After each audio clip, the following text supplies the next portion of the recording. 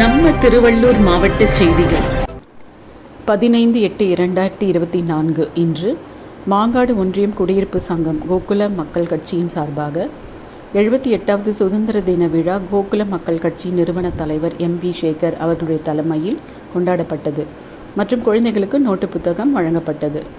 இந்த விழாவில் கோகுல மக்கள் கட்சி நிர்வாகிகள், காஞ்சிபுரம் மாவட்டம் செயலாளர் துரைபாபு, குன்றத்தூர் ஒன்றியம் காந்தி இளைஞர் அணி அமைப்பாளர் முருகன், மாவட்ட வழக்கறிஞர் RS கோபி நிர்வாகிகள் கலந்து கொண்டனர்.